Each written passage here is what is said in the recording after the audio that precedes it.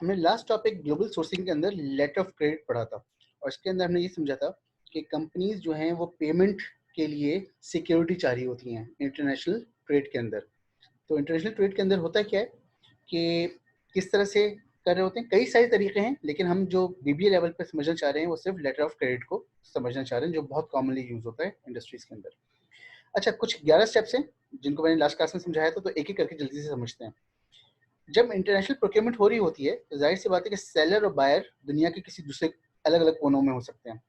तो इनको जाहिर सी बात है पहले एक दूसरे से रब्ता करना है, और रब्ता करना होगा या तो फ़ोन से, फ़ोन के ऊपर, या फिर ईमेल के थ्रू, या शायद ये विजिट कर लें एक दूसरे को कहीं पे, और आपस में नेगोशिएट करके एक सेम पेज पे आ जाएं कि एग्जैक्टली उनको क्या चीज़ चाहिए और क्या टर्म्स एंड कंडीशन पे चाहिए। तो स्टेप नंबर 1 ये शो करता है कि सेलर और बायर जो है वो अपनी टर्म्स एंड कंडीशंस को फाइनलाइज कर रहा होता है कि क्या करना है, यानी कि क्या चीज़ खरीदनी है और कैसे खरीदनी है। ठीक है। अच्छा, दूसरे स्टेप पे चूंकि बायर को सामान लेना होता है तो बायर क्या करता है, इशुइंग बैंक यानी अपने किसी बैंक से रब्ता करता है, और बैंक को गारंटर्स के तौर पे शामिल किया जा रहा होता है इन दोनों की डील के दरमियान। ठीक है। कॉन्ट्रैक्ट ऑफ सेल के अंदर बैंक्स को शामिल किया जा रहा होता है। तो ये जाहिर सी बात है, सेलर जो है सेल कर रहा होगा बायर को, तो एक कॉन्ट्रैक्ट ऑफ सेल बन रहा होगा। उस कॉन्ट्रैक्ट ऑफ सेल के अंदर क्योंकि ये दोनों आपस में बहुत ज़्यादा ट्रस्ट नहीं करेंगे, क्योंकि जाहिर सी बात है कि अगर ये चीज़ें बना दे और ये पेमेंट ना करे, या ये इसको ऑर्डर दे दे और ये सामान ना दे और इसका टाइम ज़ाया हो जाए, तो इधर भी नुकसान तो है ना। तो बैंक्स को गारंटर के तौर पर शामिल किया जाता है। तो स्टेप नंबर 2 में क्या हुआ, बायर ने अपने अपने ही किसी बैंक से रब्ता किया, क्योंकि बैंक की एक अपनी स्टेबिलिटी होती है, मार्केट में एक उसकी स्टैंडिंग होती है। तो उस स्टैंडिंग के थ्रू वो क्या करेगा, ये इशुइंग बैंक उसके इलाके के किसी बैंक से रब्ता करेगा जिसका नाम हो, जिसको हम कहते हैं एडवाइजिंग बैंक। ये इससे कहेगा अच्छा। स्टेप नंबर 2 में हुआ क्या कि बायर ने इशुइंग बैंक के साथ बात की कि भाई मैंने इस सेलर से जो कि दुनिया के किसी और कोने पे है, उससे हमने रब्ता किया है और हमें ये चीज़ें चाहिए। तो ये बैंक जो है वो एलसी क्रिएट कर देगा बायर के लिए। एलसी एक फॉर्मल किस्म का डॉक्यूमेंट है जिसके अंदर हर चीज़ स्टैंडर्डाइज्ड है, ताकि, और दुनिया भर में वो कॉमनली यूज़ होती हैं, मतलब बहुत बहुत ही कम वेरिएशंस हैं एलसी के अंदर दुनिया भर के अंदर। ठीक है।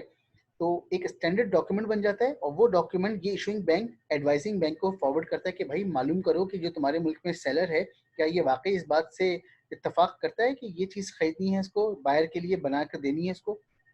ठीक है।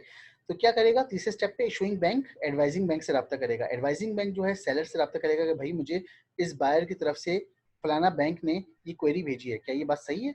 ये जब अग्री कर जाएगा तो क्या करेगा, फिर ऑटोमेटिकली एग्रीमेंट कंप्लीट हो गया, और ये क्या करेगा, सामान को तैयार करके, जाहिर सी बात है किसी जहाज पर, समुद्री जहाज पे या एरोप्लेन पे या ट्रेन के थ्रू या बाय रोड डिस्पैच कर देगा। डिस्पैच का मतलब भिजवा देगा, शिपमेंट को रवाना कर देगा। अच्छा, जब ये किसी कैरियर पे सवार होती है ना चीज़ें, जब चीज़ों को डालते हैं, जो भी चीज़ें खरीदनी होती हैं, तो ये कैरियर्स जो हैं वो कोई ना कोई डॉक्यूमेंट देते हैं एविडेंस के तौर पे। जैसे जहाज जो है, समुद्री जहाज, वो बिल ऑफ लैडिंग दे रहा होता है। ठीक है। तो सेलर जो है ना, छठे स्टेप पे क्या करेगा, अपने बैंक से रब्ता करेगा, वो कहेगा भाई मैंने अपना वादा पूरा कर दिया, आप चेक कर लें, मैंने सामान जो है वो बायर ने जैसा एग्रीमेंट किया था हमारे साथ उस लिहाज से अपलोड करवा दिया है। इशुइंग एडवाइजिंग बैंक जो है इस चीज़ को वेरीफाई करेगा। तो सातवां स्टेप है वो ये बता रहा है कि वेरीफाई करेगा चीज़ों को, चेक करेगा अपनी तरफ से कि भाई वाकई ऐसा ना हो कि हम इशुइंग बैंक से कह दें कि हमारे सेलर ने काम सारा कर दिया है और पता चला कोई फ्रॉड वाला मामला हो जाए। तो ये इंश्योर करता है चीज़ों को, और जब ये इंश्योर कर लेता है तो इंश्योर करने के बाद इशुइंग बैंक से कहता है, 8वें नंबर का जो स्टेप है, कि भाई मेरे सेलर ने काम पूरा कर दिया, ये लो डॉक्यूमेंट्स और अकॉर्डिंगली एक्ट करो। अब ये भी इशुइंग बैंक भी जाहिर सी बात है थोड़ा सा वेरीफाई करेगा कि भाई डॉक्यूमेंट सारे सही हैं कि नहीं है, कुछ घपला तो नहीं है इसके अंदर। जब ये वेरीफाई कर लेगा तो बायर को इंटीमेट कर देगा, उनको बता देगा कि भाई आपका काम पूरा कर दिया सेलर ने, आपका सामान आने वाला है या आ गया है पोर्ट पर।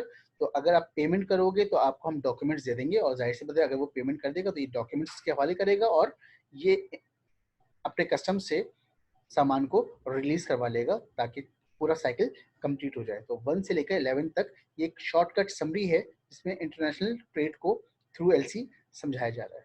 ठीक है। आई थिंक यहाँ तक बात हमारी कंप्लीट हो गई थी लास्ट क्लास के अंदर।